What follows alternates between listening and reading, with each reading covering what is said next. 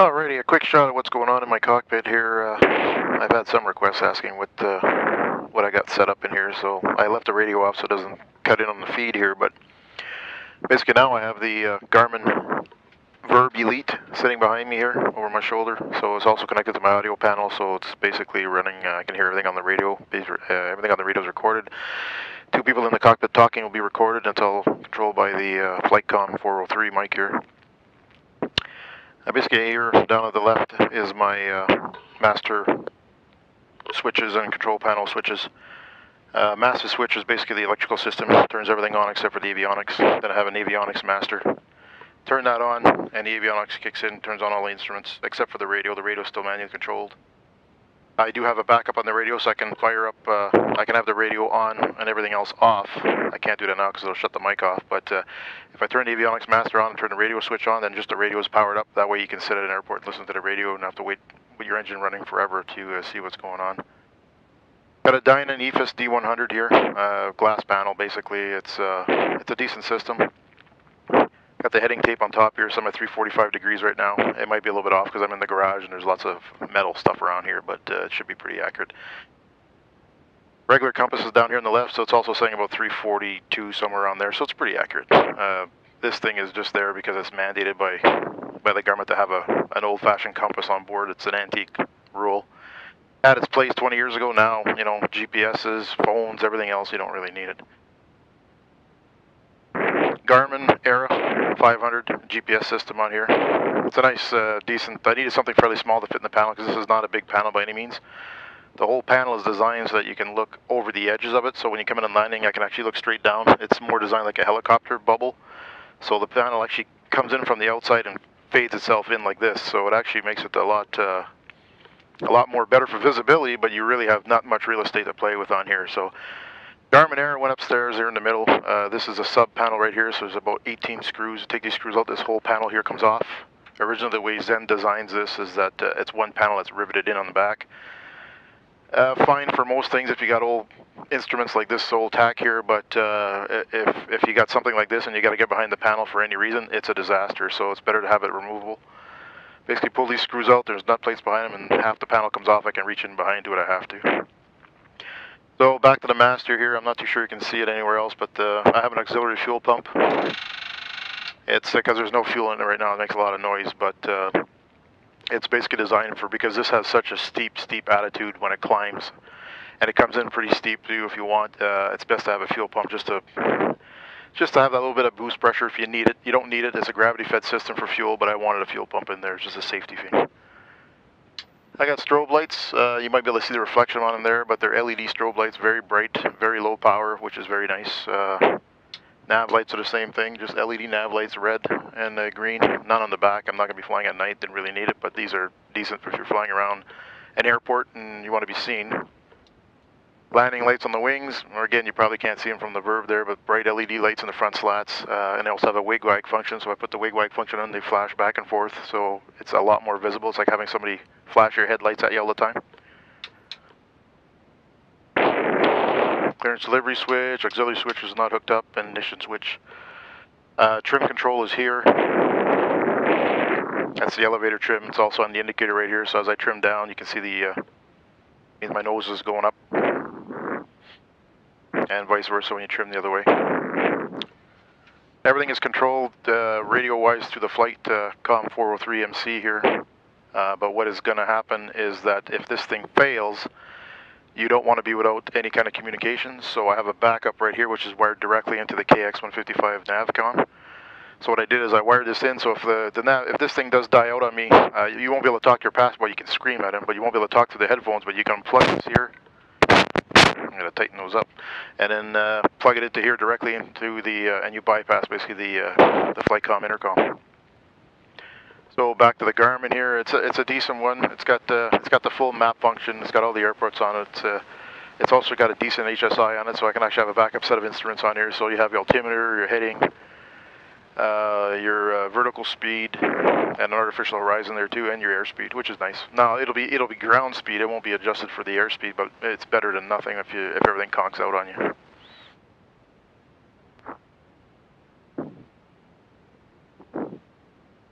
Back to the Dynon D100. So you got the tape on top here. You got your climb here. Your current altitude, which right now we're sitting at 860 feet, which is basically Thunder Bay altitude. It's got an outside temperature probe. So right now it's telling me 17 degrees in the garage here. Density altitude because of the temperature is 1430 feet. So that's an airplane thing. Basically, it's telling you what the altitude the airplane thinks it's flying at because the temperature changes the atmospheric pressure. Then your airspeed is here, but it's 0 knots, of course, because I'm not moving. Artificial horizon, and the interesting about the Dynon, it's got an angle of attack. Most people wouldn't bother with it. You don't need it. You need a special pitot tube out there which reads it, which is kind of expensive. But the beauty of the angle of attack is that on a plane like this thing climbs like a bat out of hell. So if you got her cranked right back and you're getting close to stall, you can actually have this thing set up so it'll tell you, hey, cut back because you're starting to stall. Again, this plane doesn't really stall because of the slats and the way it's built and designed. It'll just mush. So if you start climbing and climbing, it's getting to the point where it's going to stall. Basically, you're going to lose lift over the wings. It doesn't. The wings will start to stall, and then what will happen is it'll start to drop, but then the tail kicks in and it just keeps, and it'll just start porpoising. So you really can't stall this plane. You can't. So if you can't stall an airplane, you can't spin it. Which is an incredibly safe airplane. I mean, it lands at 25, 30 miles an hour, probably 30 in my case because I put a big engine on it, but 30 miles an hour is an amazing landing speed for an airplane. The KX155 is my transceiver. I've had this for a while. I got it on eBay like 10 years ago. Very, very solid piece of equipment. You want to buy them new now, they're about $6,000. I got it for a deal and a half. That's why I bought it off of eBay and held on to it ever since. It's heavy. It's about 5 pounds, but it's also a certified setup, so I don't have no issues with radio problems. I had it. That's why I wanted to use it. Now you can get a radio that weighs 160 grams, and it's about the size of this little thing right here. This is the outlet for the 12 volt. I mean, it's night and day, but a new radio would be $1,000. Why spend $1,000 if you don't have to, right? The nav portion does not work. It's on. When I turn it on, you'll see it there, but it's not connected to an antenna or nothing. So if I have that option one day if I ever want to do it. But I mean, nobody uses navs anymore. I mean, you can, but everybody's pretty much using GPS steady. EMS is the engine monitoring system right here. So I don't have the TAC hooked up because I got this backup TAC right now, but I do have the outputs for it. I just have to wire them up. So basically right now I got a battery display on there. It's got outside air temperature on there. It's got my oil temperature, 68 degrees Fahrenheit. Should be in Celsius. I'm just used to Fahrenheit for airplanes. I just know what the standard imperial stuff is. So gallons, is better than liters, and Fahrenheit's better for engines. 500s never exceed for temperatures, that kind of stuff. So it's just easier for me to remember than start switching everything over the metric. Mandatory gauges on there again. Oil temperature, oil pressure. I'm supposed to have an exhaust gauge temperature. I got all 4, so all my stacks have exhaust gauge temperatures on them. Yeah, they're sitting at 53 right now because basically it's just sitting in the garage. Cylinder head temperature, again, you only need 1 to tell you if your engine's going to start overheating. You usually try and put on that probe on the cylinder is going to be heating the most. I got all 4 wired up, so I have 4 of them scrolling across there. So one's 55, one's 57, so they're pretty accurate. Fuel level right now, I got unusable fuel in one tank, which is 3 gallons. The other tank's pretty much empty. That's why it says 0. I also installed a fuel flow meter. It's a little type of sensor on the bottom that goes in the fuel line. It's in front of me, in front of the fuel pump here, but basically as the fuel goes through it, it spins a little turbine. It tells you how much fuel the engine's burning. Makes it very, very accurate for calculating how far you got to go with the fuel you got left. It'll actually display it on there. And you can actually wire it up, which I haven't done yet. You can wire it up to the GPS, so if you tell it, I want to go an hour and a half, and I've only got an hour of fuel, so tell me where the nearest airport is. You hit a button, it'll tell you, okay, you can land here, here, here, and here at the current speed you're going, and with the fuel you got left, it's safe to make it to this airport. So it's a nice safety feature to have. It's got all kinds of timers on it. None of them are really wired up yet, but it's got the local time on it, the Zulu time on it, the flight time on it, the Hobbs meter, which is at 0.1 right now, which means I've run the engine for 6 minutes. A bit more than that, but it wasn't hooked up when I first started it.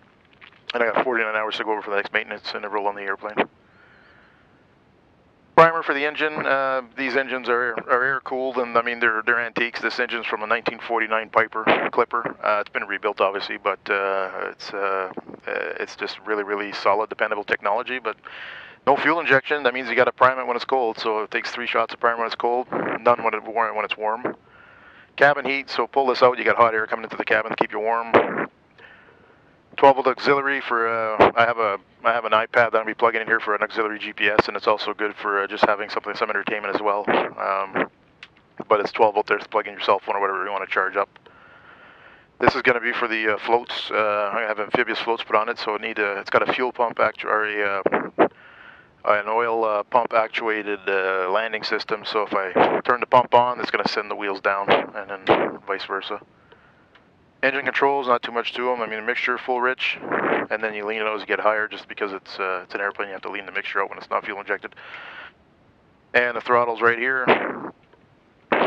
Carb heat's down here by the throttle. So if I'm coming in and I start noticing the engine starts roughing, that means our carb's icing up. Just pull it out. The carb heat goes on, no problem. Starter switches here, so you got off, you got the right mag, the left mag, got both, and then you got the start. I got everything, the battery's connected to the system, but I didn't connect the starter, just for safety reasons. But if I crank this over to start, which I won't do just in case, it's grounding somewhere, kind of nice that this light comes on when you're starting. That tells you that the starter is engaged, so that way if you let go and something's screwy with your starter and it's still for some reason engaged and still spinning, you'd never be able to tell that with the engine running.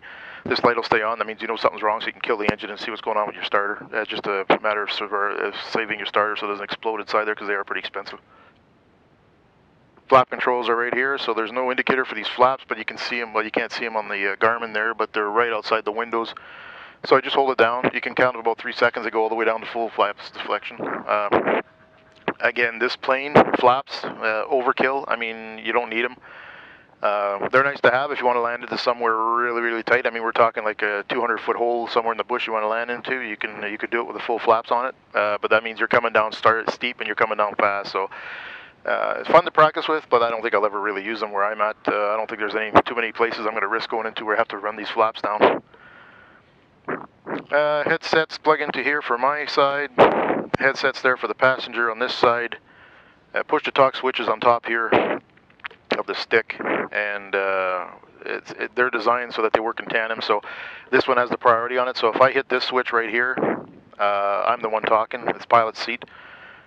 If the passenger wants to talk, that's fine. They can hit the button there and start talking to the radio. But if I hit the button, it overrides their mic and goes into mine. It's just the way I wired it up to keep, just in case you got somebody you're trying to show how to fly and they start yapping away at something they're not supposed to do. You can just cut them off. Fuel control is down here at the bottom, and basically I got the tanks wired up for I can have them on separately, or I can have them on at the same time, and they can both be off. So right now it's on off, and there's no sense turning them on because the fuel lines aren't hooked up right now. But you pull this pin out, then you can spin it to left, and you can spin it to right, or you can put it on both. 90% of the time you'll be flying on both, and if you start being a little bit heavy on one wing because you notice this fuel burning more fuel on one side, and you're starting to get tired of holding the stick one way, you can just start burning from the other tanks. Not a big deal.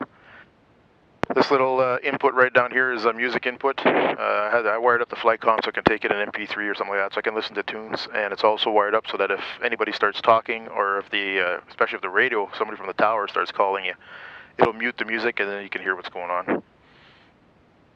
Got the dual control sticks. The Zeniths usually have the stick in the middle. Everybody likes them. I've never really sat in a Zenith with a stick in the middle. I've always flown either with a stick or with a yoke. I don't like doing stuff new that I'm not familiar with, especially in airplanes, so I opted for the dual sticks. I kind of regret it now. It was a lot of work to put these things in, and it was actually a pain in the ass, and they do take up a lot of leg room.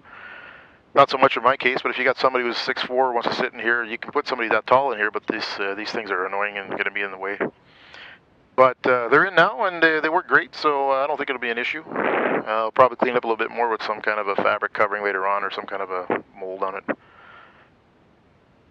The seats are adjustable. Zen Air, when you first get this kit, they just give you the seat pans. They say, okay, figure out where you want to have your legs sitting at, then bolt them to the frame. Not too many people were keen on that idea, so guys were getting boat seats and anything they could find to make them adjustable. So Zen finally came out with a kit that you can adjust the seats with, so I can actually just pull the lever here, and it's actually pretty smooth. It works really well. Adds about 4 or 5 pounds to the plane, which is not good. But, I mean, I'm already heavy as hell with this plane, with this engine, so adding a couple pounds to the seats are not going to do much difference. I have to get some kind of a muffle for this mic here. I can hear it snorting. That's about it for the interior. I've added these secondary latches right here, but I might have to take them off for the MDRA inspection. They're supposed to have access to the when you pull on the emergency latch, you're supposed to be able to open the door from the outside. You can with this, but it'll break the door. I mean, it's just, there's not much holding these doors together. They're just plastic, right? So, but I'm sure they'll moan about these things being on there. So I'll just pop them off, and if I find that the door starts bowing later on when I'm flying, I'll put them back on. The issue with these doors that they've had is that they're actually curved. There's a lot of room in this plane. It doesn't look like it, but believe me, compared to a normal plane, there's tons of room in here. Two people sitting here, you're not touching shoulders or nothing. Because you got the shoulder room with the bubble doors, and the bubble doors are actually look like a sideways wing. So when you're flying through the air, they actually create lift, and they start to get sucked out. And if you don't have them locked, like if you don't have this mechanism here done properly, and a lot of people didn't, they were trying to make it look aesthetically pleasing on the outside by having this latch here stay horizontal, which is a no-no, because then you don't have enough overlap on the bottom inside the plane, and the door would start to bow and start pulling out a bit, and you only had a 1/4 inch of this bottom tang here touching over the lip. It would just rip the door right off, and the door would go flying. And so guys started coming up with these secondary latches, and there's a whole bunch of good designs out there that guys have come up with. Some guys have come up with rods that go up here for a secondary latch. Some guys got pins that go right through the a piece of welded on or riveted on metal. It's really ingenious stuff. I don't think I'm going to need them, so I just can't stay with something simple. I just want something that I can pop open in a hurry if I have to. And that's about it. I'll probably do a review of the plane on the outside later on. I had some guys asking me, you know, what I've done for certain things on the outside, so now that I got the Verb, I can just walk around with that, and it'll be a lot easier to work with. Okay, that's it.